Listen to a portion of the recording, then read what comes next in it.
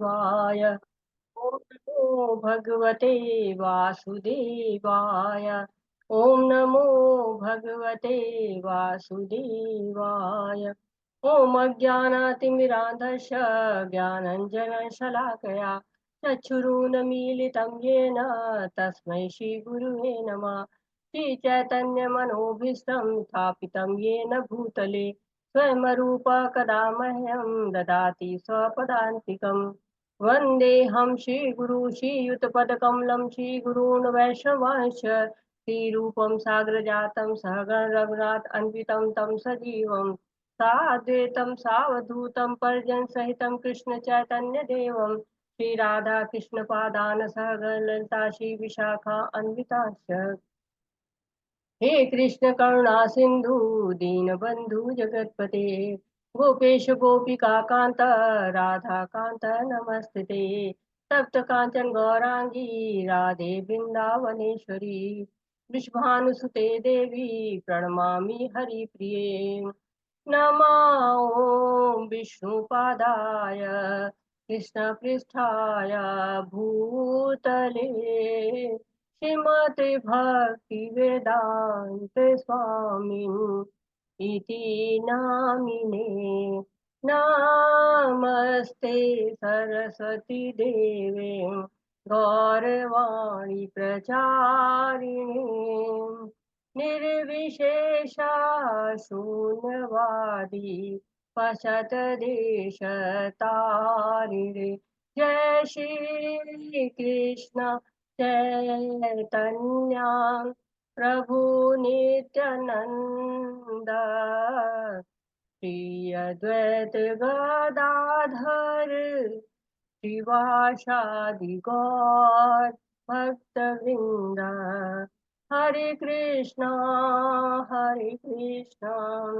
कृष्ण कृष्णा हरे हरे हरे राम राम राम हरे हरे। हरे कृष्णा। सभी को शील प्रभुपाद जी के द्वारा शील प्रभुपाद जी हरे। जैसे कि हम पहले बात कर चुके थे, अपना अध्याय अभी शुरू करने के पहले पहले में जो आप और हम जो ये यात्रा 18 दिन की शुरू किया है, इसमें सबका स्वागत करते हैं। साथ ही साथ अपने आध्यात्मिक गुरु जगत गुरु शील प्रभुपाद जी को नमन करते हैं और राधा गोविंदा मंदिर के अध्यक्ष और इस ऑनलाइन पाठ्यक्रम के जनक नमो निष्ठा दास प्रभु जी को नमन करते हैं। अपने शिक्षा गुरुओं को, अपने दीक्षा गुरुओं को पांचांग प्रणाम करते हैं और आप सभी भक्तों को से आशीर्वाद चाहते हैं और आपको नमन करते हैं। हरे कृष्णा। तो आज का अध्याय 13वां अध्याय है। जो भगवत गीता है उसको पहले हम बात कर चुके हैं कि 3 भागों में बांट दिया गया है। पहला अध्याय जो है वहां से 6 अध्याय तक कर्म योग है, कर्म के द्वारा भक्ति कैसे करें। और 7वें से लेकर 12वां अध्याय पूरी तरह से भक्ति में डूबा हुआ भक्ति योग है। और 13 से 18 अध्याय ज्ञान योग कहा जाता है। वैसे तो जो भगवत गीता है उसमें सारे अध्याय भक्ति को ही अनुमोदन करते हैं, भक्ति के बारे में ही बताते हैं, लेकिन जो अंतिम 6 अध्याय ये ज्ञान योग प्रधान। तो कह सकते हैं हम कि भगवत गीता का सार तो भक्ति ही है। तो फिर ये अंतिम 6 अध्याय क्यों लिए गए हैं? भक्ति है तो भगवान से युक्त हो जाना योग के माध्यम से और जुड़ जाना और भक्ति करते रहना, फिर ये ज्ञान की आवश्यकता क्या आपको क्यों पड़ गई? हरे कृष्णा। कोई बताना चाहेगा?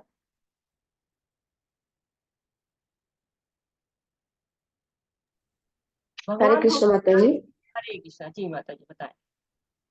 माता जी, भक्ति हो तो हम भगवान के पास पहुंच सकते हैं, श्रेष्ठ मार्ग है। लेकिन कभी कभी भक्ति से हम कभी कभी हमारा पतन भी हो सकता है, इसीलिए हमें ज्ञान चाहिए। जो ज्ञान हमें भक्ति को पूरा ऊपर ले सके, भगवान के पास ले सके, आध्यात्मिक ज्ञान मिल सके। आध्यात्मिक ज्ञान मिले तो हम भक्ति के ऊपर स्तर तक पहुंच सकते हैं। हम ज्ञान के माध्यम से भक्ति पाने का प्रयास कर सकते हैं। एक साधन की तरह से जो उपयोग करते हैं तो भक्ति मार्ग हो जाता है, वो भी भक्ति मार्ग हो जाता है। लेकिन भक्ति के मार्ग में पतन का जो है गुंजाइश नहीं होती है। क्योंकि भक्ति मार्ग ऐसा है कि सेवा करते जाइए, शुद्ध होते जाइए, आगे बढ़ते जाइए। पतन का रास्ता उधर से नहीं जाता, जबकि ज्ञान योग में और कर्म योग में पतन हो सकता है, लेकिन भक्ति योग में पतन का चांस नहीं रहता है। तो ये भगवत गीता का सार है भक्ति। 12वें अध्याय में पूरी तरह से अनन्य भक्ति के बारे में बात की गई है। और भगवान ने बताया है कि व्यक्तिगत रूप से आते हैं भगवान और जन्म मृत्यु से बचा लेते, तेषाम हम समिद्धता मृत्यु संसार सागरा। तो भगवान कहते हैं कि मैं स्वयं ही जन्म मृत्यु से इस संसार के सभी लोग का उद्धार करना चाहता हूँ, लेकिन आप प्रयास तो करें। किसी भी चीज का हम दो तरह से उपयोग कर सकते हैं, एक भोग के लिए कर सकते हैं जो हम स्वयं भोगने चाहते हैं, और दूसरा भगवान के लिए कर सकते हैं। तो भगवान हमें भौतिक बंधन से मुक्त कराने का एक तरह दार्शनिक ज्ञान दे रहे हैं। जब ज्ञान आता है तो क्या होता है, हमारी भक्ति और दृढ़ होती जाती है, क्योंकि हमारा विश्वास, हमारी श्रद्धा आ जाती है। उसकी वजह से ज्ञान के कारण श्रद्धा बढ़ जाती है। तो 12वां अध्याय बहुत ही महत्वपूर्ण था, क्योंकि भगवान से अर्जुन पूछते हैं कि निराकार रूप से भक्ति करे कि साकार रूप से भक्ति करे। तो भगवान बताते हैं कि जो निराकार रूप से जो भक्ति की जाती है वो क्लेशों से भरी है, बड़ी कठिन रास्ता है, क्लेशो अधिकतर तेषाम।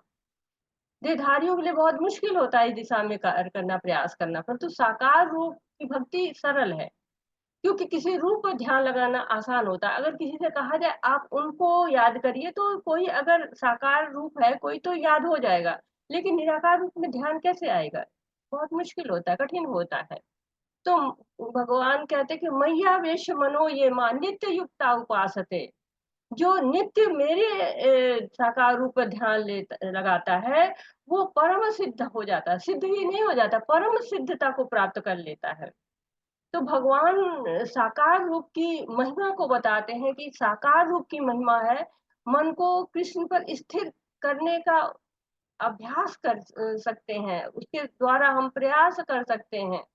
जो शुद्ध भक्त योग बहुत ही श्रेष्ठ होता है, लेकिन जो निराकार ब्रह्म की उपासना है वो थोड़ी कठिन होती है। क्यों? क्योंकि वो इंद्रियों से अनुभूति नहीं होती, उसकी अनिश्चित होता है, वो अव्यक्त होता है, सर्वव्यापी होता है, लेकिन कल्पना से परे होता है, परिभाषित नहीं किया जा सकता है, अपरिवर्तनीय है, अचल है, ध्रुव है। तो उसको प्राप्त करना कितना मुश्किल है। लेकिन इंद्रियों को नियमित करके सबके प्रति समभाव रख के लोग निराकार ब्रह्म की उपासना करते हैं। लेकिन देहधारी के लिए ये रास्ता बहुत ही कठिन होता है। आसान मार्ग क्या है कि अविचलित भाव से भगवान की भक्ति कर, अनन्य भक्ति करिए, अनन्य नेव योगेन, अनन्य भक्ति के द्वारा माँ ध्यायन्त उपासते, निरंतर भगवान की ध्यान करते हुए, उपासना करते हुए भगवान में अपने चित्त को लगाया जा सकता है। फिर भगवान बताते हैं कि कैसे आप धीरे धीरे ही एक एक स्टेप आगे बढ़ के भी भगवान को प्राप्त कर सकते हैं। कहते हैं कि पहली बात तो है, जो लोग बहुत ज्यादा अनन्य भक्ति में है वो चित्त को मुझसे चित्त को स्थिर कर लेते हैं मेरे में, और अनन्य भक्ति करते, किसी और का ध्यान ही नहीं करते हैं। कहते ये भी नहीं हो सकता है तो विधि विधानों का पालन करो, साधना भक्ति करो, वैदिक भक्ति करो। वो भी संभव नहीं है तो कर्म करो, भगवान के लिए पुस्तकें छपवाएं, मंदिर बनवाएं, उसमें सहयोग करें, भजन लिखें, भजन गाएं, भजन भगवान के नृत्य करें भगवान के लिए। अगर ये भी नहीं हो पा रहा है तो क्या करिए, कर्म फल को त्याग दीजिए, कर्म फलों से जो आसक्ति है उसको समाप्त कर दीजिए। अगर वो भी नहीं हो पा रहा है, फल को भी नहीं त्याग कर पा रहे हैं, तो शास्त्रों का अध्ययन करें, ज्ञान का अनुशीलन करें। तो यहीं से ज्ञान की महत्व आ जाती है। ज्ञान का महत्व इसीलिए है कि अगर आप अनन्य भक्ति नहीं कर पा रहे, अगर आप कर्म फलों का त्याग नहीं कर पा रहे, कर्मों में आसक्ति बनी हुई है, तो ज्ञान का अनुशीलन करिए। ज्ञान से भक्ति तक पहुंचने का जो मार्ग है वो इस ज्ञान योग में बताया गया है। लेकिन कुछ विषय यहाँ पर वेदांत सूत्र से लिए गए, इसलिए ये थोड़ा-सा कठिन भी लगता है। सरल भाषा में समझाने का प्रयास करते हैं या समझने का प्रयास करते हैं हम लोग, लेकिन चूँकि वेदांत है, वेदांतों की भाषा है, तो थोड़ी कभी-कभी कठिन भी हो जाती है।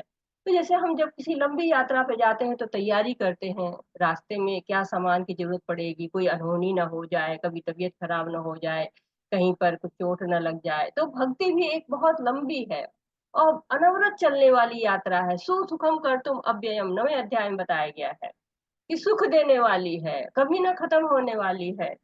लेकिन माया भी तो रास्ते में है। जैसे रास्ते में जाते हैं हम ट्रेन से, तो चोर का डर रहता है ना, सामान देखते रहते हैं, रात में उठ उठ के देखते हैं कहीं बैग चला तो नहीं गया, बैग है कि नहीं। तो हम जैसे अपने सामान की सुरक्षा करते रहते हैं, वैसे यहाँ भी भक्ति के रास्ते में माया है, बहुत बलशाली है वो। देवी हेषा गुणमयी मम माया दुरात्या मामे व ये प्रपद्यन्ते माया मित्ता तरन्ते। तो ये जो माया इतनी शक्तिशाली है, उसके लिए उपाय भी शक्तिशाली होना चाहिए। ये भक्ति को चुरा ले जाएगी यदि ज्ञान नहीं होगा तो हमें कैसे पता चलेगा कि हम जो भक्ति कर रहे हैं वो वास्तव में भक्ति है या फिर हम माया के प्रभाव में हैं।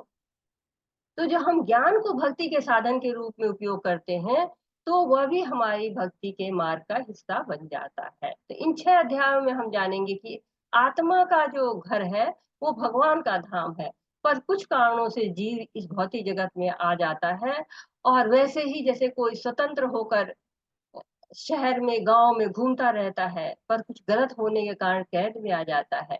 इसी तरह जीव कुछ कारणों से इस जगत में आ जाता है और इस जगत में आके कैद हो जाता है। परंतु जेल में छूटने के जिस तरह से नियम होते हैं कि अगर जेल में बदमाशी करेंगे तो और अवधि बढ़ती जाएगी, लेकिन आचरण अपेक्षित रहेगा तो सजा कम हो जाएगी या छूट भी सकते हैं। तो वैसे ही भगवान की शरण लेने पर इस जीव का उद्धार पहले समय से पहले भी हो जाता है। तो हम ज्ञान को पढ़ेंगे थोड़ा सा मन लगाकर, थोड़ा सा ध्यान लगा के, थोड़ा सा कठिन कहा जाता है, लेकिन सरलता से समझेंगे तो समझ में भी आ जाएगा। अगर भक्ति ही परिणति है, अंतिम चरण है, तो ज्ञान को अंतिम 6 अध्यायों में क्यों प्रस्तुत किया गया है। सही मायने में पूर्ण भगवत गीता भक्ति है। प्रथम 6 अध्याय जैसे कार्य के माध्यम से भक्ति को प्राप्त किया जा सकता है, अंतिम 6 में ज्ञान के माध्यम से इसे प्राप्त करने का वर्णन है। मध्य 6 भक्ति की ही चर्चा करते हैं। इसके अलावा 12वें अध्याय में कृष्ण ने बताया कि कैसे वह व्यक्तिगत रूप से अपने भक्तों को जन्म तथा मृत्यु से बचाते हैं। अंतिम 6 अध्याय भौतिक दुनिया से खुद को निकालने के लिए आवश्यक दार्शनिक ज्ञान प्रदान करते हैं। ज्ञान माया से छुटकारा पाने में सहायता करती है और हमें कृष्ण की ओर आकर्षित करती है। इसलिए हम भक्ति प्राप्त करने के लिए ज्ञान का उपयोग करते हैं, तो वह भक्ति का हिस्सा बन जाता है। तो हम यह ज्ञान को अगर उपयोग करते हैं सही दिशा में आध्यात्मिक चीजों को जानने के लिए, तो वो भी हमें भक्ति की तरफ ही ले जाता है। इस अध्याय का नाम है क्षेत्र क्षेत्रज्ञ विभाग योग, प्रकृति पुरुष तथा चेतना। आचार्यों ने इसको नाम दिया हुआ है। अर्जुन उवाच प्रकृतिं पुरुषं चैव क्षेत्रं क्षेत्रज्ञमेव च एतद्वेदितुमिच्छामि ज्ञानं ज्ञेयं च केशव। श्री भगवान उवाच इदं शरीरं कौन्तेय क्षेत्रं नित्यं विधीयते एतदो वेति तं प्राहुः क्षेत्रज्ञ इति तद्विदः। अर्जुन ने कहा, हे कृष्ण, मैं प्रकृति एवं पुरुष, भोक्ता, क्षेत्र एवं क्षेत्रज्ञ तथा ज्ञान एवं ज्ञेय के विषय में जानने का इच्छुक हूँ। श्री भगवान ने कहा, हे कुंती पुत्र, यह शरीर क्षेत्र कहलाता है और इस क्षेत्र को जानने वाले क्षेत्रज्ञ हैं।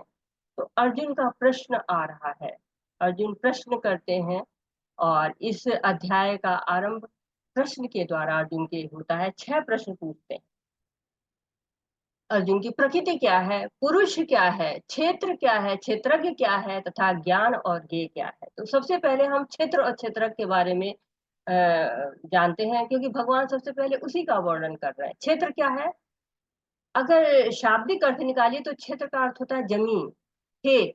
तो ये शरीर भी क्या है, हमारा क्षेत्र है, अर्थात फील्ड ऑफ एक्टिविटी, कर्म स्थान।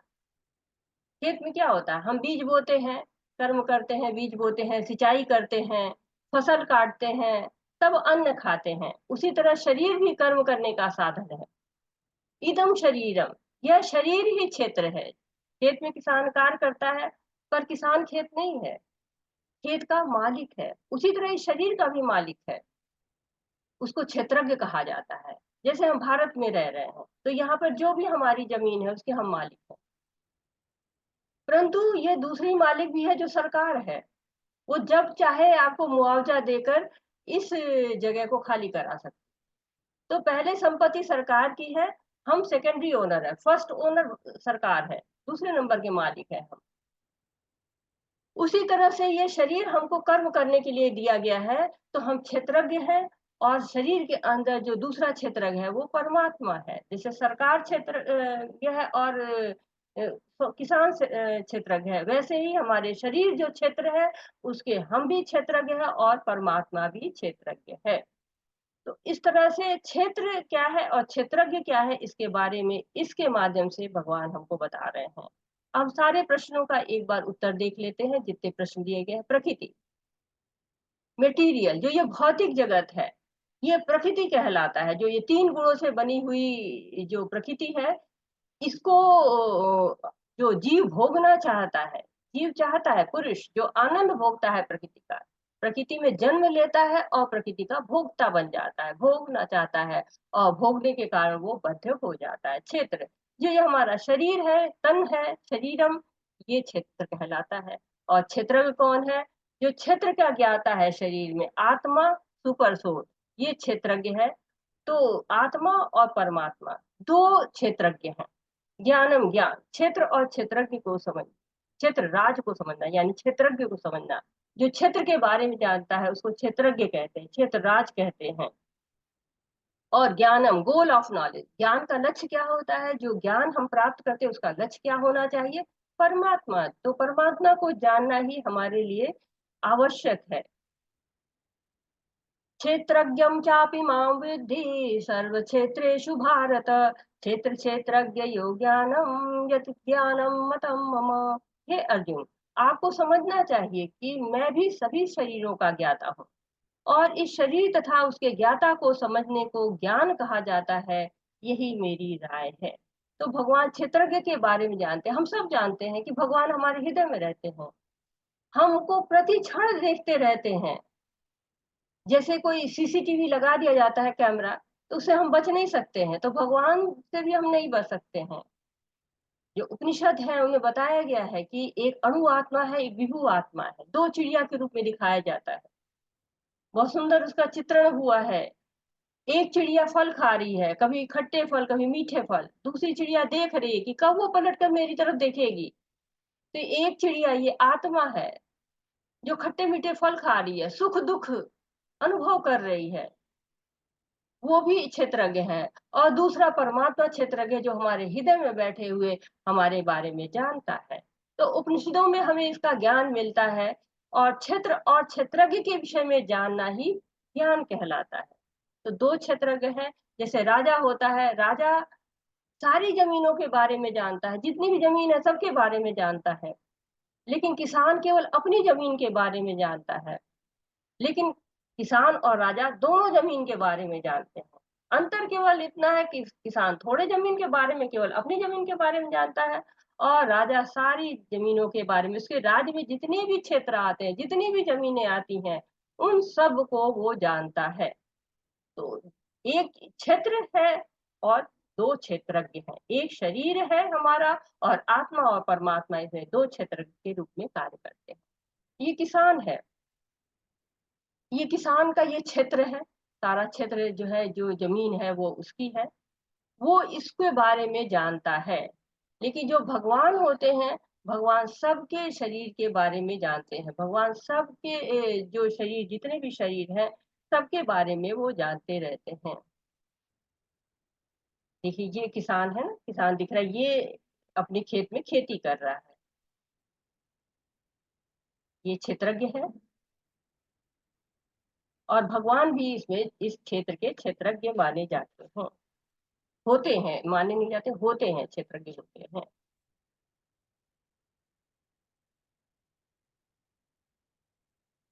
विभिन्न वैदिक ग्रंथों में विभिन्न ऋषियों ने कार्यकलापों के क्षेत्र तथा उन कार्यकलापों के ज्ञाता के ज्ञान का वर्णन किया है। इसे विशेष रूप से वेदांत सूत्र में कार्य कारण के समस्त तर्क समेत प्रस्तुत किया गया है।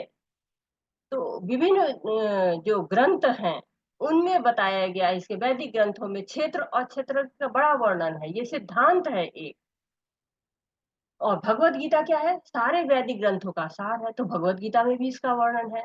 या कि हम शरीर नहीं है, हम आत्मा है, इसका पता कैसे चलेगा? चेतना के स्तर पे हमको पता चलता है। तो भगवान को सबकी चेतना रहती है, सबके बारे में जानते हैं वो। लेकिन हम क्या है, हम जीव ऐसे होते हैं कि हम 2 दिन पहले हमने क्या खाया था ये भी हमको याद नहीं रहता है, और 2 दिन बाद हम क्या करेंगे इसकी भी हमें जानकारी नहीं रहती है। 2 दिन पहले हमने क्या कपड़े पहने थे इसका भी हमें ज्ञान नहीं रहता है। लेकिन भगवान को भूत भविष्य वर्तमान सब कालों का ज्ञान रहता है। वेदाहम संतीतानि वर्तमानीति चार्जुन भविष्याणि च भूतानि मातु वेद कश्चन। भगवान को सब याद रहता है। इस भौतिक जगत को चलाने वाले यही है, इसलिए भौतिक जगत का पूरा ज्ञान उनको रहता है। तो भगवान बता रहे हैं कि चेतना का स्तर हमको बढ़ाना पड़ेगा। यदि हम भगवान तक पहुंचना चाहते हैं तो जो हमारी चेतना का स्तर उच्च स्तर पर लेके आना पड़ेगा, जो स्तर भगवान तक पहुँचने का साधन होता है, इसके बारे में तो ब्रह्म पुंछ प्रतिष्ठा इसको कहा जाता है। इसको 5 तरह की चेतनाएँ हमारे अंदर होती हैं, 5 स्तर होते हैं चेतना के। भगवान की शक्ति का प्राकट्य अन्नमय रूप में होता है, जिसका अर्थ है अस्तित्व के लिए भोजन पर निर्भरता। यह ब्रह्म की भौतिकवादी अनुभूति है। तो ब्रह्म ब्रह्म को जब हम भौतिक स्तर पे जानते हैं तब क्या होते हैं, हम अन्न के ऊपर रहते हैं। हमारा शरीर क्या अन्न है, बच्चे हैं, खाना खाना खाना, केवल भोजन चाहिए, भोजन के अलावा कुछ नहीं चाहिए, वो रोता है भोजन के लिए। फिर जो हँसता है, भोजन पा जाता है तो हँसता है। कोई जीव होता है, जो जानवर होते हैं, उनको क्या है, मंदिर में भी लेके जाओ तो क्या करेंगे? खाना ही ढूँढते रहेंगे। ऐसा नहीं है कि वो वहाँ पे भगवान को याद करेंगे। जैसे गधा होता है, थोड़े से भोजन के लिए दिन भर परिश्रम करता है, वैसे हम भी भोजन के लिए दिन भर परिश्रम करते हैं। तो जिसके लिए भगवान अन्न है, अस्तित्व केवल भोजन के लिए बना हुआ है, वो परेशान रहता है, सुबह क्या खाएँगे, शाम को क्या खाएँगे, कहीं भोजन कम ना पड़ जाए। तो ये जो अनुभूति अन्न की अवस्था तक ही रहती है, इसको अन्नमय अवस्था कहते हैं। अन्न में परम सत्य की अनुभूति करने के पश्चात फिर प्राणमय रूप में मनुष्य सजीव लक्षणों या जीवन रूपों में परम सत्य की अनुभूति करता है। तो परम सत्य, अब चेतना थोड़ी और बढ़ गई, थोड़े और ऊंचे स्तर पे आ गए, तो प्राण को सब कुछ समझ लेते। पहले भोजन को सब कुछ मानते थे, अब अन्नमय चेतना से उठ के प्राणमय चेतना हो गई, तो प्राण को सब कुछ मानते हैं। प्राण के लिए क्या होता है, कितना इंतजाम करते हैं, सारे जीव इंतजाम करते हैं। कोई गुफा बनाता है, कोई घोंसला बनाता है, कोई घर बनाता है, कोई बंगलो बनाता है। लेकिन प्राण की चिंता कि हमारा प्राण ना चला जाए, हमेशा चौकन्ने, जो चिड़िया होती है चौकन्नी रहती है, कहीं कोई शिकार न कर ले। जो चूहा है वो बिल्ली से डर रहा है, बिल्ली है वो कुत्तों से डर रही है, तो प्राण के ऊपर ही चेतना रहती है कि प्राण न चले जाए, प्राण न चले जाए, इसके लिए ही सारा इंतजाम करते रहते हैं। लेकिन जब चेतना उससे ऊपर उठ जाती है, जिसकी चेतना वो क्या करता है, ज्ञानमय रूप में यह अनुभूति सजीव लक्षणों से आगे बढ़कर चिंतन, अनुभव तथा आकांक्षा तक पहुंच जाती है। जब चेतना हमारी और ऊंची स्तर पे जाती है, तो हमारे जो अनुभव होते हैं उनसे हम सीखते हैं। जैसे बच्चा होता है, अग्नि के पास जाता है, अग्नि को छूता है, और उसके पहले उसको ताप महसूस होने लगता है, वो हट जाता है, नहीं गम है करते, गम है बता, जल जाएंगे, डरते हैं। या भूल से उंगली चली जाती है तो तुरंत ज्ञान हो जाता है, अग्नि जला सकते। जानवर भी अनुभव के द्वारा सीखते हैं, इस रास्ते पर जाएंगे तो मेरे प्राण को खतरा होगा। जैसे कुत्ते होते हैं, उनको भी ट्रेंड करते हैं, हाथी को, टाइगर को सर्कस वाले ट्रेंड कर देते हैं। तो क्या करते हैं, पुरस्कार और दंड के माध्यम से सिखाते हैं कि पुरस्कार देंगे तो वो अच्छी तरह कार्य करने लगेगा, सीख लेते हैं। पहले उसको भूखा रखते हैं, और जब भूखा रखते हैं तो फिर कुछ देते हैं कि अच्छा काम किया, पुरस्कार देते हैं। अनुभव से सीख लेता है जानवर कि ये काम से हमारा मालिक खुश हो रहा है, इस कार्य से मुझे अन्न मिलेगा, खाने को मिलेगा। जानवर अनुभव से जान जाते हैं ये खाने योग्य है कि नहीं, कौन सी चीज नुकसान कर सकती है। और रास्ते में वो निकलते रहते, बहुत सी चीजें पड़ी होती हैं, लेकिन वो उन्हीं चीजों को खाते हैं जो चीजें उसके लिए लाभप्रद होती हैं। अ, तब उससे ऊपर की अवस्था आती तो क्या होती है, तब ब्रह्म की उच्चतर अनुभूति होती है, जिसे विज्ञानमय रूप कहते हैं, जिसे जीव के मन तथा जीवन के लक्षणों के को जीव से भिन्न समझा जाता है। तो जब अनुभूति और ऊपर चली जाती है तब विज्ञान में चेतना हो जाती है, ज्ञान से भी ऊपर की चेतना। ये जो 3 चेतनाएं होती हैं, अन्नमय चेतना, प्राणमय चेतना, ज्ञानमय चेतना, ये पशुओं तक रहती है। विज्ञान में चेतना मनुष्यों में आती है। मनुष्यों में आती है तो क्या होता है, जिज्ञासा आ जाती है। हम कौन है, कहाँ से आए हैं, दुख क्यों होता है, हमको ये दुख क्यों मिल रहा है, इस दुख से कैसे बच सकते हैं। ये चीजें आने लगती हैं क्योंकि मनुष्य का जीवन श्रेष्ठ होता है। जो वेदांत सूत्र है उसका आरंभ भी इसी से हुआ है, अथातो ब्रह्म जिज्ञासा। भगवत गीता में अर्जुन की ढेर सारी जिज्ञासा है। यच्छेयम स्वनिश्चितम ब्रूहि तन्मे शिष्येतहम साधिमाम त्वं प्रपन्नम। मेरे लिए जो श्रेष्ठकर हो वो बताइए, ये कह रहे हैं अर्जुन भगवान से। भागवतम पढ़िए, परीक्षित की बहुत सारी जिज्ञासाएं हैं। तो ये चेतना जानवरों में नहीं होती है। जानवर तो केवल खाने में और प्राण के इसमें और थोड़े अनुभव यहीं तक ही जाते हैं। अब अगर जैसे जानवर होते हैं कसाई की दुकान पे बंधे रहते हैं, उनको कोई मतलब नहीं, जानवर कम होते जा रहे हैं, वो अपना चारा खाते जा रहे हैं। लेकिन अगर मनुष्य वहां खड़ा रहता सोचता है, वो लोग कहाँ गए, जो हमारे साथ और खड़े थे वो कहाँ गए। ये अंतर हो जाता है क्योंकि मनुष्य जिज्ञासा करता है। इससे ऊपर की अवस्था आनंदमय अवस्था होती है, ये परम आनंद की अवस्था। जब ये बहुत शुद्ध अवस्था है, परम अवस्था है। उसके पश्चात परम अवस्था आती है जो आनंदमय है, अर्थात सर्व आनंदमय प्रकृति की अनुभूति है। इस प्रकार से ब्रह्म अनुभूति की 5 अवस्थाएं हैं जिन्हें ब्रह्म पुंज कहा जाता है। इनमें से प्रथम 3 अन्नमय, प्राणमय तथा ज्ञानमय अवस्थाएं जीव के कार्यकलापों के क्षेत्रों से संबंधित होती हैं। परमेश्वर इन कार्यकलापों के क्षेत्रों से परे हैं और आनंदमय हैं। तो जो परम अवस्था है, इसमें हम भगवान के बारे में जान जाते हैं, भगवान से जुड़ जाते हैं, आनंद की अवस्था आती है, अपना स्वरूप भी हम जानने लगते हैं। तो तैत्तिरीय उपनिषद में इसके बारे में लिखा गया, ब्रह्म पुंज प्रतिष्ठा इसको कहा जाता है। तो जो आखिरी की 2 चेतनाएं हैं वो मनुष्य में पाई जाती हैं और भगवान उनसे भी आगे परम आनंदमय, हमारी इन चेतनाओं से, इन 5 चेतनाओं से ऊपर है। तो ब्रह्म पुंज प्रतिष्ठा चेतना के स्तर को बताता है कि हम इनसे द्वारा जान सकते हैं कि हमारी चेतना किस स्तर पे है और हमको किस स्तर तक पहुंचना है। हमें अन्नमय अवस्था से ऊपर जाके प्राणमय अवस्था, प्राणमय अवस्था से भी ऊपर ज्ञानमय अवस्था और ज्ञानमय अवस्था से ऊपर विज्ञानमय अवस्था और विज्ञानमय अवस्था से आनंदमय या मनोमय अवस्था तक पहुंच जाना होता है। तो ये 5 अवस्थाएं होती हैं चेतना की हमारी। पंच महाभूत अहंकार, बुद्धि, अव्यक्त 3 गुणों की अप्रकट अवस्था, 10 इंद्रियां तथा मन, 5 इंद्रिय विषय, इच्छा, द्वेष, सुख दुख संघात, जीवन के लक्षण तथा धैर्य, इन सबको संक्षेप में कर्म का क्षेत्र तथा उसकी अंतः क्रियाएं विकार कहा जाता है। अब ये वर्णन हो रहा है कि क्षेत्र क्या होता है।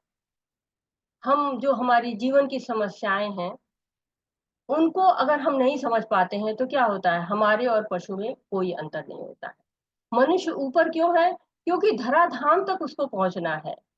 जब हम ये समझना शुरू करते हैं तो हम भगवान को समझने की कोशिश करते हैं और हमारी समस्याओं का हल हो जाता है। ये हमारा शरीर है, ये फील्ड ऑफ एक्टिविटी जो है, कर्म का स्थान जो है, ये 24 तत्वों से बना है। इसको सांख्य योग में बड़े विस्तार से बताया जाता है। सांख्य योग एक शाखा है जिसमें शरीर के विषय में बताया जाता है कि हम आंख नहीं है, हम कान नहीं है, हम आत्मा नहीं है। तो निर्णय क्या लिखता है, अहम ब्रह्मास्मि। ये 24 तत्व है कौन कौन से, पंच महाभूत, पृथ्वी, जल, अग्नि, आकाश और वायु, ये पंच महाभूत कहलाते हैं। 5 इंद्रियां हैं, आंख, नाक, कान, त्वचा, जीवा। 5 कर्मेंद्रियां हैं, वाणी, पांव, हाथ, गुदा, लिंग। इंद्रिय विषय है 5, रूप, गंध, ध्वनि, स्पर्श, स्वाद और साथ ही साथ मन इसके साथ भी रहता है। और सूक्ष्म तत्व होते हैं मन, बुद्धि और अहंकार, और 3 गुणों की अव्यक्त अवस्था प्रधान कहलाती है। तो ये क्या है, इस सब से मिलके कर्म क्षेत्र का निर्माण होता है, जो फील्ड ऑफ एक्टिविटी है इसका निर्माण होता है, इस शरीर का निर्माण होता है, और इस शरीर के द्वारा ही हमको भगवान तक पहुंचना होता है। ये जब तीन गुणों की अवस्था जो अप्रकट अवस्था होती है उसको प्रधान कहते हैं, जब ये प्रकट अवस्था हो जाती है तो इसको महत्तत्व कहते हैं। तो ये हमारे शरीर का पूरा विश्लेषण है जो सांख्य योग में बहुत विस्तार से बताया जाता है। ये गुण होते हैं, ये जो है भगवान अब ज्ञान के बारे में बता रहे हैं। ज्ञान क्या है? ये ज्ञान जो है वो हम पढ़ते हैं क्या है? अमानित्वम दम्भित्वम अहिंसा शांति राजवम आचार्योपासनं शौचम आत्मविनिग्रह। इंदिरा कर दीजिए।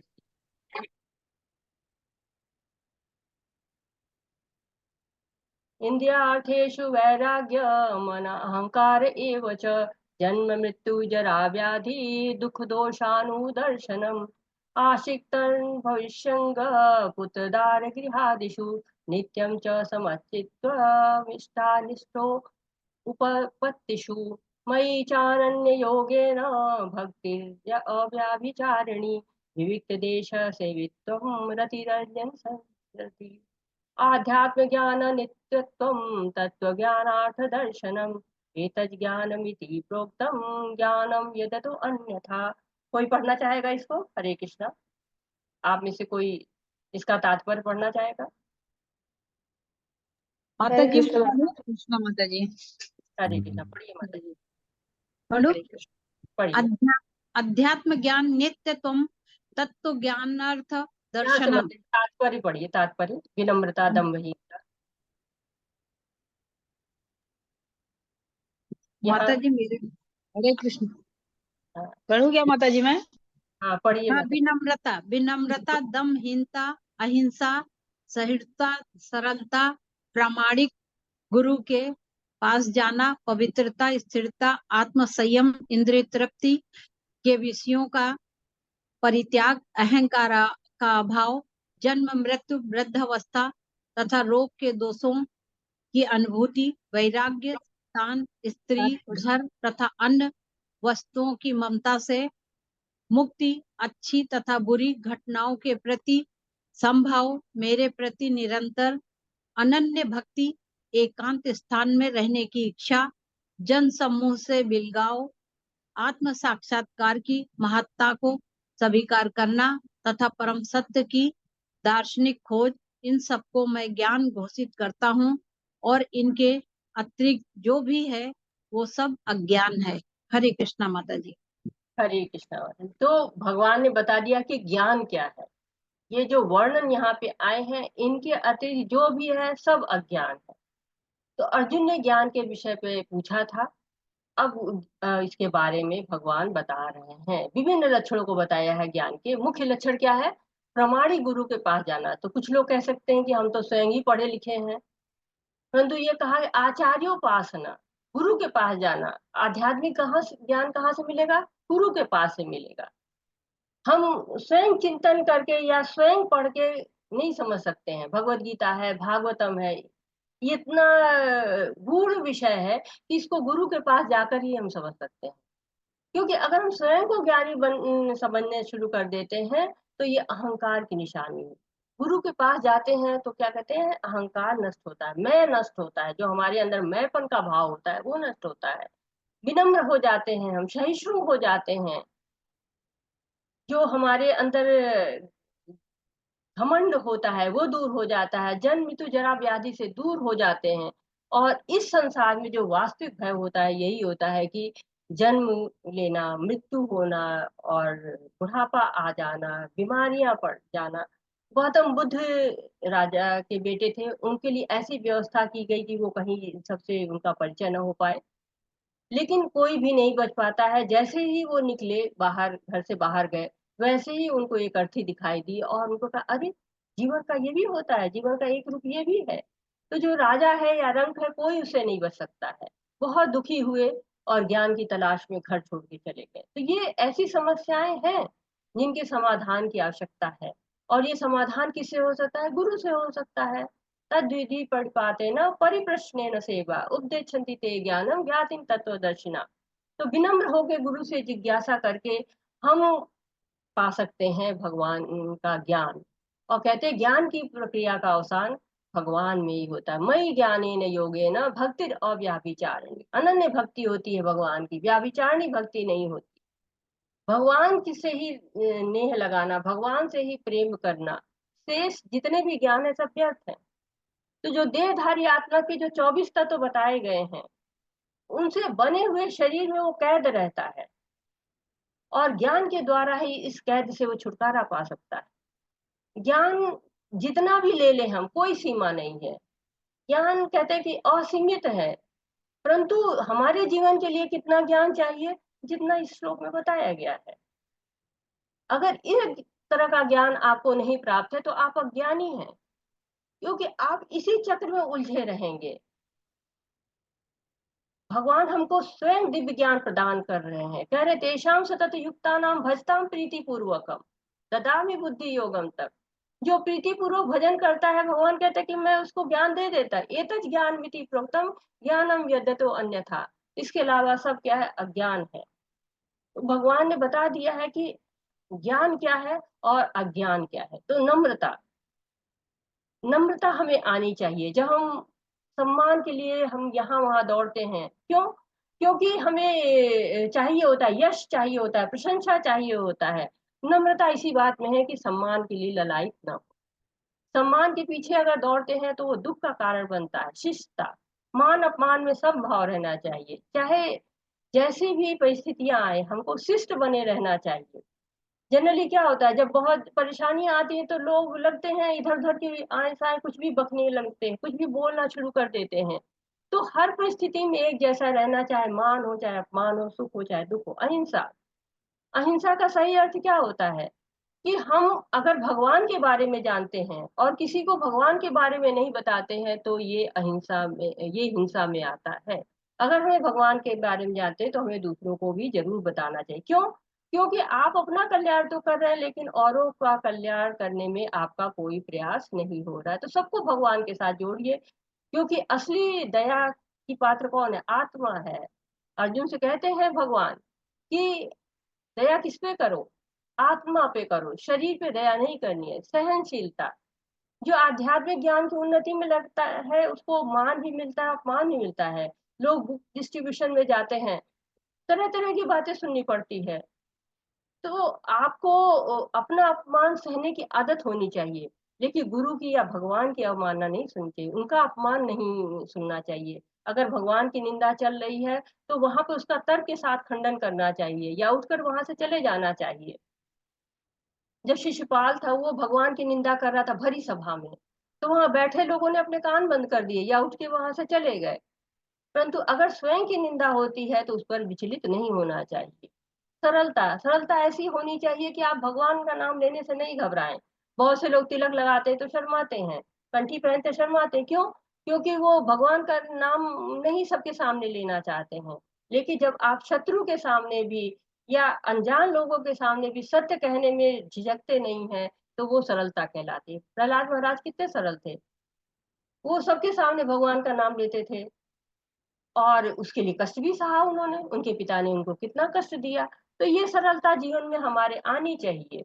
गुरु को स्वीकार करना चाहिए, स्वच्छता रखनी चाहिए। स्वच्छता दो तरह की होती है, एक बाह्य स्वच्छता होती है, हम स्नान करते हैं, दांत साफ करते हैं, और एक आंतरिक स्वच्छता होती है, भगवान का नाम कहते हैं, स्नान ध्यान करने के दोनों तरह की स्वच्छता आ जाती है। स्थिरता, दृढ़ संकल्प के साथ जब हम भक्ति करते हैं तो स्थिरता आ जाती है। जैसे जब करते हैं, जब करते करते धीरे धीरे हम हमारा जब स्थिर होने लगता है, शुद्ध होने लगता है, स्पष्ट होने लगता है, आत्म संयम जब आता है तो हमारी इंद्रियों पर नियंत्रण आ जाता है।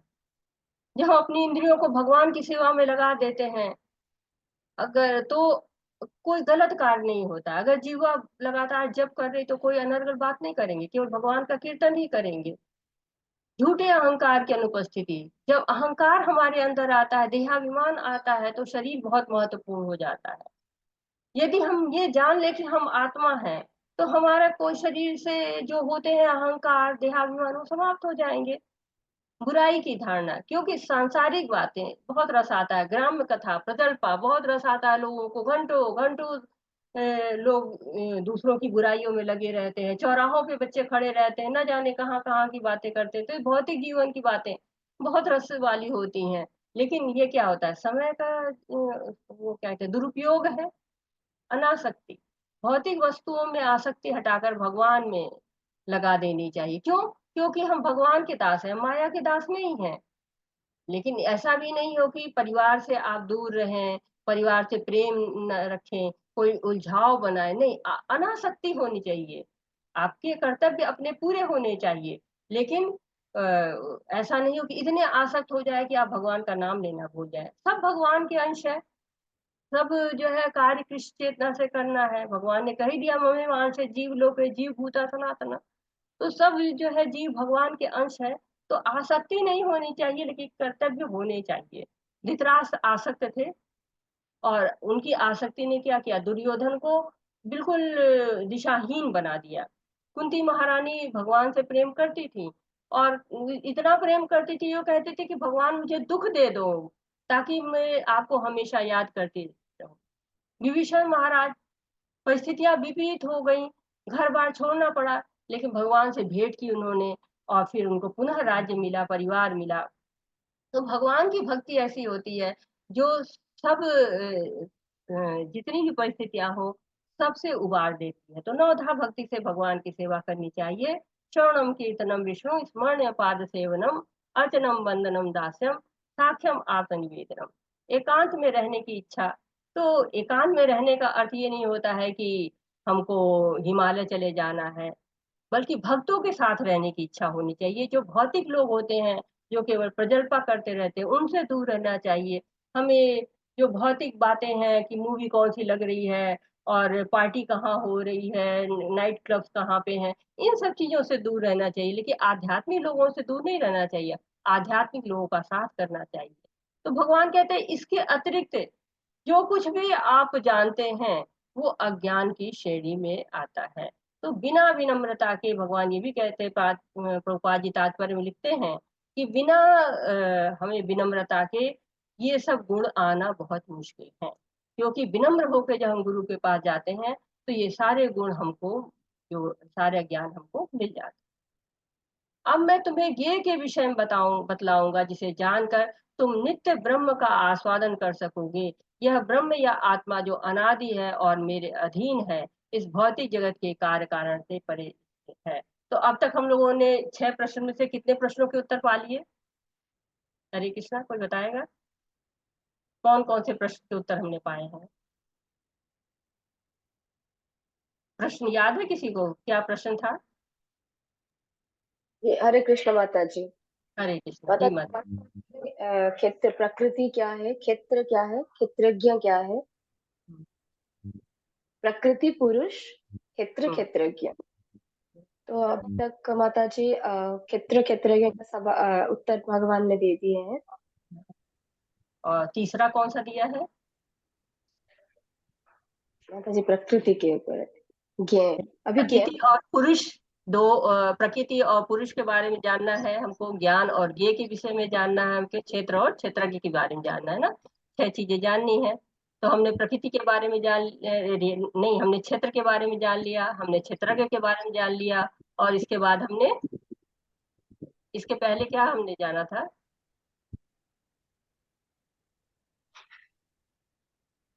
ज्ञान के बारे में जाना था ना माता जी। जी माता ज्ञान जी। के बारे में हमने जाना ना, कि इसके अलावा सब अज्ञान है? तो ज्ञान के बारे में हमने जाना था। अब हम ज्ञेय के विषय में जा रहे हैं। चौथे प्रश्न का आंसर हमको मिल रहा है यहाँ पर, कि अब तुम्हें मैं ज्ञेय के विषय में बताऊंगा। ज्ञेय कौन होता है, ये अब बताने जा रहे हैं। तो ज्ञेय का अर्थ होता है ज्ञान का लक्ष्य। तो जो ज्ञान हमने प्राप्त किया है, उसका लक्ष्य। तो क्षेत्र क्या होता है? हमारा शरीर है। क्षेत्रज्ञ आत्मा और परमात्मा है।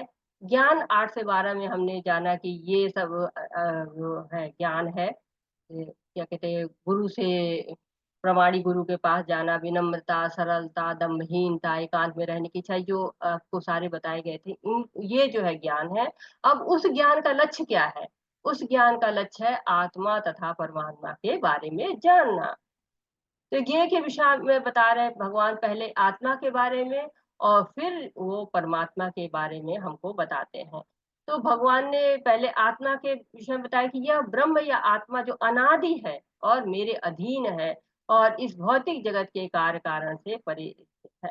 तो भगवान ने बता दिया कि आत्मा शाश्वत है, नित्य है, भगवान की अधीनता में कार्य करती है और जीवात्मा को हमेशा भगवान की सेवा करते रहना चाहिए। तो भगवान ने ज्ञेय के विषय में आत्मा के बारे में अभी बताया है। और क्योंकि इसको लक्ष्य क्या है, भगवान को प्राप्त करना। हमारा ज्ञेय कार्य क्या है कि ज्ञेय है कि आत्मा और परमात्मा के बारे में जानना और उसके द्वारा भगवान को प्राप्त करना। तो आत्मा के विषय में जान के अब हम आगे बढ़ते हैं, परमात्मा के विषय में जानते हैं। सर्वेन्द्रिय गुणाभासम सर्वेन्द्रिय विवर्जितम असक्तम सर्वभृत्येव निर्गुणम गुण भोक्ति च। परमात्मा समस्त इंद्रियों के मूल स्रोत हैं, फिर भी वे इंद्रियों से रहित हैं। वे समस्त जीवों के पालन करता होकर भी अनासक्त हैं। वे प्रकृति के गुणों से के भी परे हैं, फिर भी वे भौतिक प्रकृति के समस्त गुणों के स्वामी हैं। तो और परमात्मा के गुणों के बारे में बताया जा रहा है भगवत गीता में। यहाँ स्पष्ट रूप से परमात्मा के बारे में वर्णन थोड़ा अधिकता से आया हुआ है। तो आत्म तत्व के बाद परमात्मा तत्व। परमात्मा इंद्रियों के स्रोत हैं, इसलिए उनका नाम क्या रखा है, ऋषिकेश। ऋषिकेश ऋषिकेन सेवन।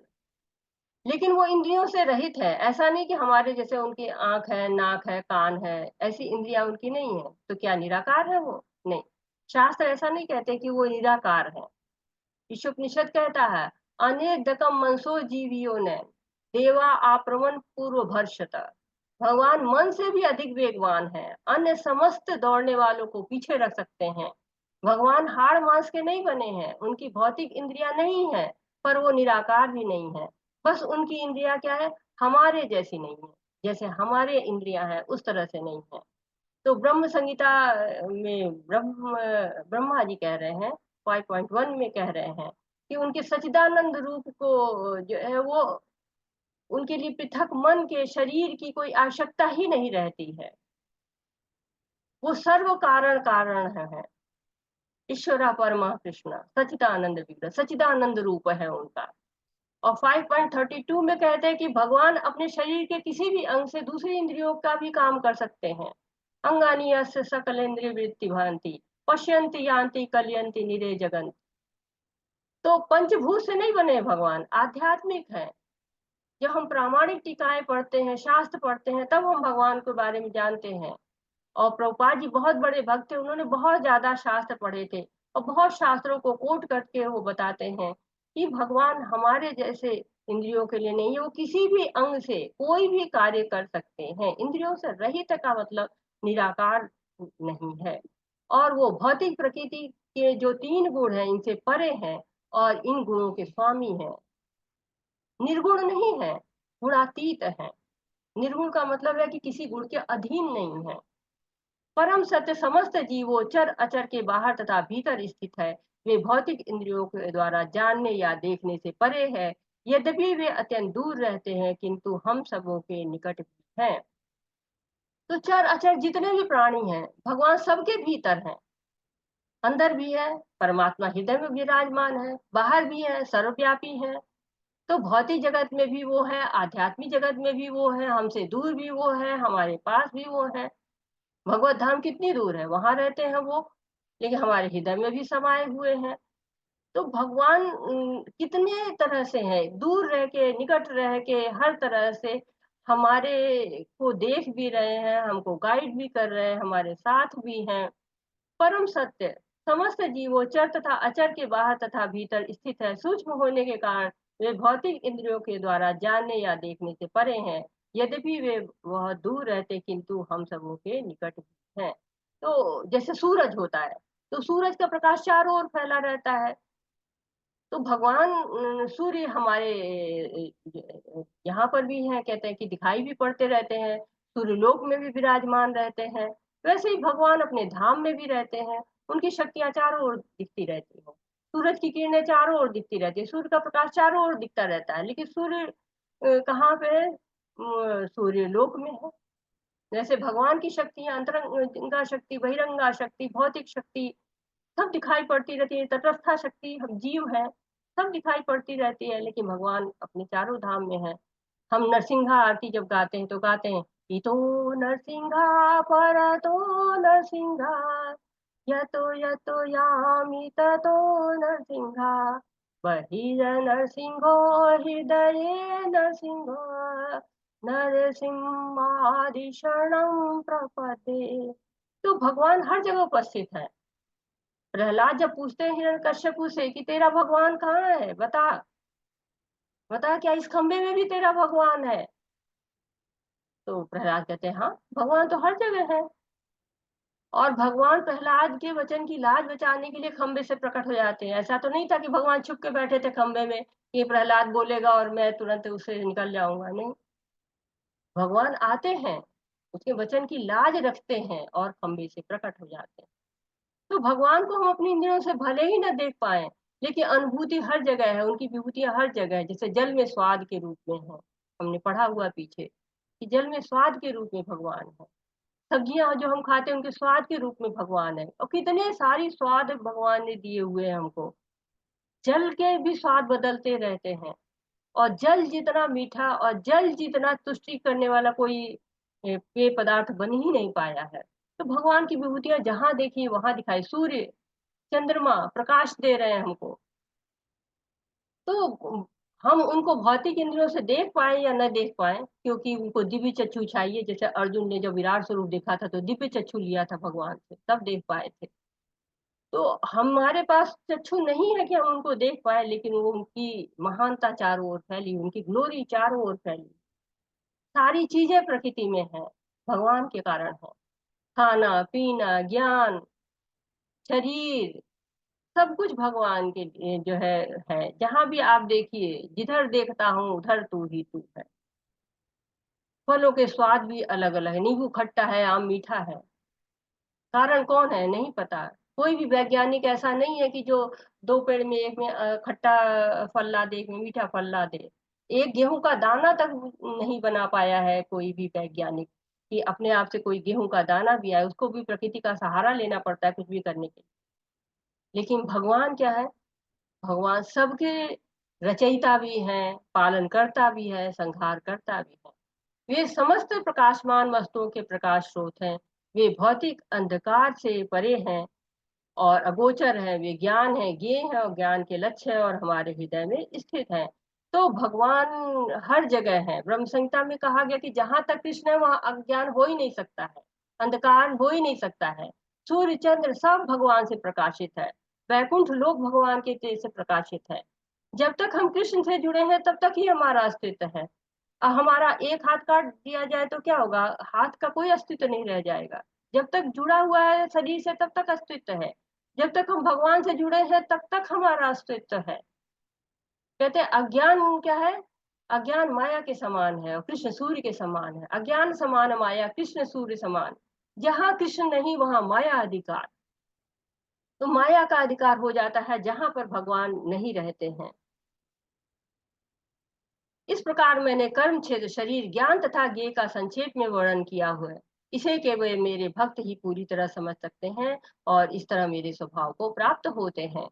तो भगवान ने कह दिया कि ये कर्म क्षेत्र शरीर है, जीवात्मा का कार्य क्षेत्र उसका शरीर है। और ज्ञान के अंतर्गत कई लिस्ट बनाई उन्होंने कि ये सब ज्ञान के अंदर आता है। ज्ञान का लक्ष्य क्या है, आत्मा परमात्मा के बारे में जानना, ये भगवान ने बता दिया। और भगवान कह रहे हैं कि इन सबको भक्ति के द्वारा जाना जा सकता है, अन्य कोई विधि नहीं है भगवान को जानने की। जो भक्ति नहीं कर सकते वो समझ ही नहीं सकते इसको, कि ज्ञान का लक्ष्य परमात्मा है और आत्मा का पूर्ण ज्ञान है। और भक्ति को समझने की पहली अवस्था है, सबसे प्रारंभिक अवस्था है, जब हम आत्मा को और परमात्मा को जान जाते हैं। और जानने के बाद हम वैसा कर, प्रकृति तथा जीवों को अनादि समझना चाहिए, उनमें विकार तथा गुण प्रकृति जन्य है। तो अर्जुन का अप्रश्न था प्रकृति और पुरुष, पहला प्रश्न वो अब उसका चर्चा हो रही। पहला और दूसरा प्रश्न प्रकृति और पुरुष के विषय में था, भगवान उसकी चर्चा कर रहे हैं कि दोनों नित्य हैं, अनादि है, हमेशा रहते हैं। सृजन होता है, प्रलय होता है, नष्ट होता है। कभी हरियाली होती है, कभी सूखा पड़ता है। प्रकृति क्या है? परिवर्तनशील है, कभी समाप्त नहीं होती है, क्योंकि भगवान की शक्ति है। इसी तरह जीवात्मा है, जन्म लेता है, मृत्यु होते हैं, लेकिन समाप्त नहीं होता है, नित्य होता है। तो ये प्रकृति में जीव आता है, भोग करता है और बंधन में फंस जाता है। उसके गुण 3 गुण, रजोगुण, सतोगुण, तमोगुण, यही जो है जीव को जकड़ाते हैं। ये 3 रस्सियां हैं और ये रस्सियां पूरी तरह से जीव को जकड़ लेती हैं। कार्य कारण कृत्तत्वे हेतु प्रकृतिरुच्यते, पुरुष सुख दुखानां भोक्तृत्वे हेतुरुच्यते। प्रकृति समस्त भौतिक कारणों तथा कार्यों की परिणामों की हेतु कही जाती है और जीव पुरुष इस संसार में विविध सुख दुख के भोग का कारण कहा जाता है। तो भगवान कहते हैं कि प्रकृति के कारण सारे कार्य हो रहे हैं और जीव इस जगत में आता है, सुख प्राप्त करने के प्रयत्न में लग जाता है और भोग भोगने रहता है और फंस जाता है। इच्छाएं कभी समाप्त नहीं होती उसकी। एक गाड़ी आ गई तो दूसरी गाड़ी चाहिए, साइकिल है तो मोटरसाइकिल चाहिए, मोटरसाइकिल है तो कार चाहिए, और ये इच्छाएं ही दूसरी योनि में भेज देती हैं। दूसरा जन्म जो मिलता है वो इच्छा के कारण ही उस तरह का शरीर मिल जाता है। कहते हैं ना, यम यम वापी स्मरण भावे तजन्ते कलेवरम, तम तमेवेति कौन्तेय सदा तद्भाव भाविता। जैसा हम इच्छा करते हैं, हमारी ज्यादा खाने की इच्छा हुई, बहुत मीठा खाने की इच्छा हुई, चींटी बन गए, या बहुत ज्यादा मांस खाने की इच्छा हुई तो शेर का शरीर मिल गया। तो प्रकृति के गुण ही जीव के सुख दुख का कारण बनते हैं और मनुष्य के अंदर वो शक्ति होती कि इससे बाहर निकल सकता है। भगवान को जानकर, भगवान के साथ जुड़ के वो इस बंधन से बाहर निकल सकता है। इस ये जो तरह तरह की योनियां मिलते हैं, पुरुष प्रकृति स्थो ही भूंगते प्रकृति जान गुणान, कारणम गुण संगोष सतस जोनि जन्मशु। इस प्रकार जी प्रकृति के 3 गुणों का भोग करता हुआ प्रकृति में ही जीवन बिताता है, या उस प्रकृति के साथ उसकी संगति के कारण है। इस तरह उसे उत्तम तथा अधम योनियां मिलती रहती। तो भगवान बता रहे हैं कि हम तरह तरह के शरीर क्यों प्राप्त करते हैं, क्योंकि हमारी आसक्ति होती है इस संसार में, इच्छा होती है प्रकृति के गुणों का भोग करने के कारण। इसीलिए देहांतर करते रहते हैं। जैसे बच्चा होता है, घर में रहता है, माता पिता के संरक्षण में रहता है, कोई गलत कार्य नहीं करता है, लेकिन तो बाहर जाने पर संगति उसकी जैसी हो जाती है वैसे ही कार्य करने लगता है। माता पिता ने जो शिक्षा संस्कार देते भूल जाता है। वैसे ही जीवात्मा जब तक भगवान के साथ रहती है, भगवान के पास रहता है, तब तक प्रकृति के गुणों में नहीं बनता है। जैसे इस भौतिक संसार में आता है और वो प्रकृति के गुणों का संपर्क करता है और फंस जाता है। तो ये जो इच्छा है, इसी के कारण जीव फंसता है। उपदिष्टानुमंता च भर्ता भोक्ता महेश्वर, परमात्मेति चाप्युक्तो देहेऽस्मिन् पुरुषः परः। तो भी इस शरीर में एक दिव्य भोक्ता है जो ईश्वर है, परम स्वामी है, साक्षी तथा अनुमति देने वाले के रूप में विद्यमान है, जो परमात्मा कहलाता है। तो जीवात्मा स्वयं को भोक्ता मान बैठता है, सुप्रीम इंजॉयर, लेकिन सब क्या है? भगवान है। भगवान क्या है? भोक्ता राम यज्ञ तपसा सर्वलोक महेश्वरम स्वेद सर्वभूतानाम ज्ञानम शांति रिच्यते। तो भगवान ही उपदेष्टा भी है, देख साक्षी भी है, अनुमति देने वाले भी हैं, भर्ता यानी कि पालक भी हैं, भोक्ता भी हैं और भगवान भी हैं। और जो सब कुछ भगवान है, लेकिन अगर हम अपने आप को ऐसा समझने लगते कि मैं ही भोगता हूँ, मैं ही स्वामी हूँ, तो हम भगवान से युक्त नहीं हो पाते हैं, भक्ति नहीं कर पाते हैं और विभिन्न योनियों में भटकते हैं। जो व्यक्ति प्रकृति जीव तथा प्रकृति के गुणों की अंतःक्रिया से संबंधित इस विचारधारा को समझ लेता है, उसे मुक्ति की प्राप्ति निश्चित है। उसकी वर्तमान स्थिति चाहे जैसी हो, यहाँ पर पुनर्जन्म नहीं होगा। तो भगवान बता रहे हैं कि जिसने पुरुष प्रकृति क्षेत्रज्ञ ज्ञान ये सब समझ लिया, उसकी मुक्ति होनी निश्चित है। यानी उसको जानने का अर्थ क्या है कि जान लेना नहीं, बल्कि उसको जीवन में उतारना है। केवल जानने का नहीं कि हाँ हमने सुन लिया, नहीं, उसको जीवन में उतारेंगे इस विचारधारा को, तो मुक्ति निश्चित है, वो उसका पुनर्जन्म नहीं होगा।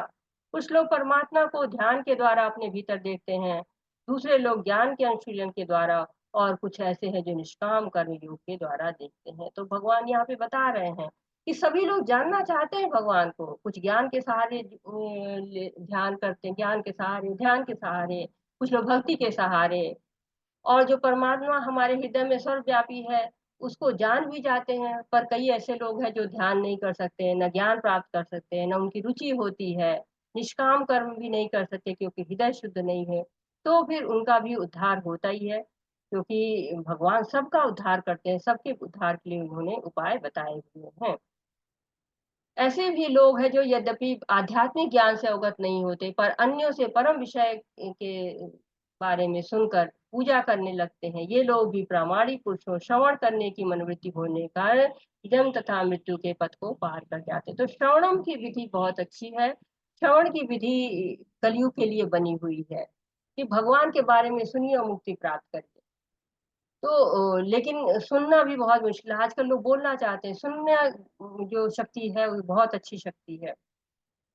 देखिए जो चित्र है इसमें कपिल मुनि अपनी माता को ज्ञान दे रहे हैं, देवहूति को, और उन्होंने श्रवण के माध्यम से ही अपने जन्म मृत्यु के चक्र को पार किया। अर्जुन ने पार किया, परीक्षित ने पार किया। ये लोग श्रवण विधि से ही इन लोगों ने मुक्ति पाई हुई है।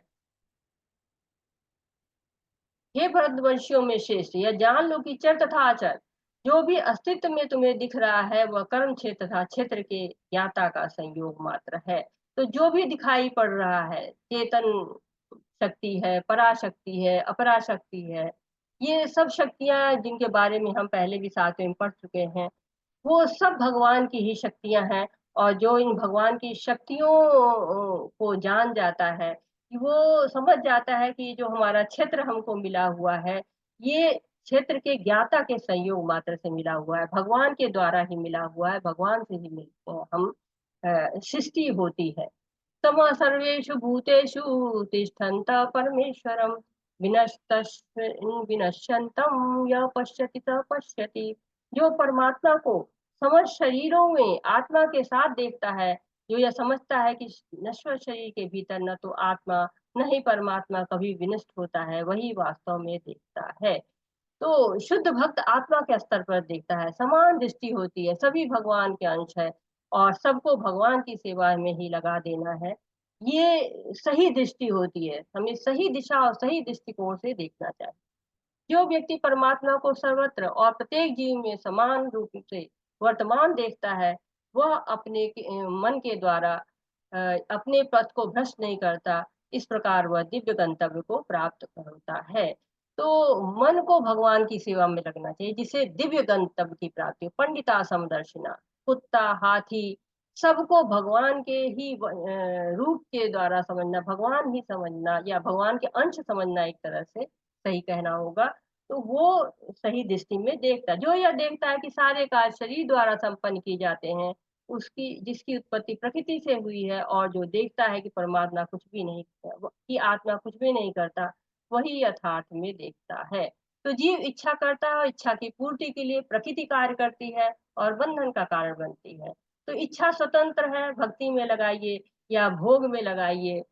यदि प्रकृति के 3 गुणों को अपनी सेवा में लगा देंगे तो बंधन होगा, परंतु इसी प्रकृति को भगवान की सेवा में लगा देंगे तो बंधन से दूर होते चले जाएंगे। यद्यपि आकाश सर्वव्यापी है, किंतु अपनी सूक्ष्म प्रकृति के कारण किसी वस्तु से लिप्त नहीं होता। इसी तरह ब्रह्म दृष्टि में स्थित आत्मा शरीर में स्थित रहते हुए भी शरीर में लिप्त नहीं होती, क्योंकि जैसे आकाश है, आकाश सब जगह रहता है, आकाश सर्वव्यापी रहते हैं।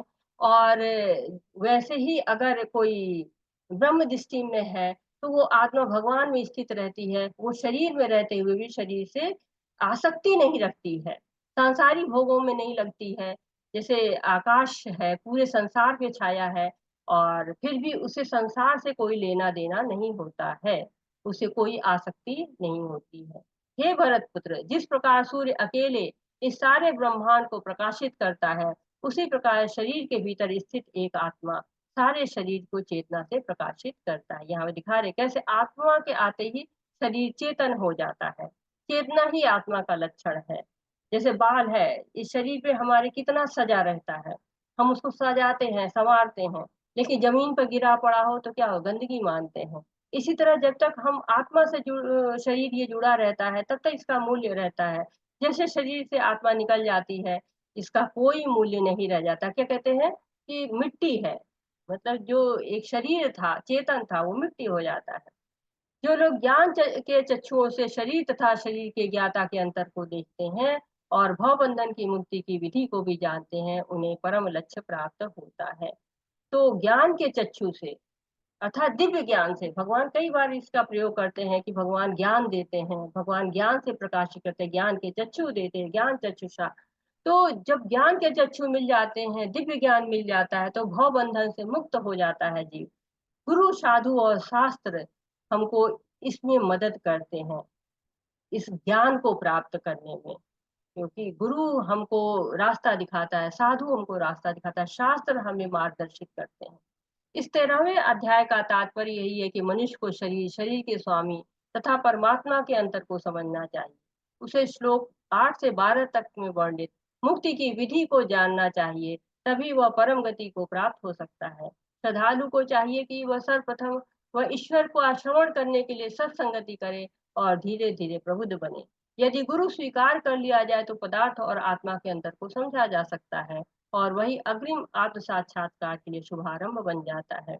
गुरु अनेक प्रकार के उपदेशों से अपने शिष्यों को देहात बुद्धि से मुक्त होने की शिक्षा देता है। उदाहरणार्थ भगवद गीता में कृष्ण अर्जुन को भौतिक बातों से मुक्त होने के लिए शिक्षा देते हैं।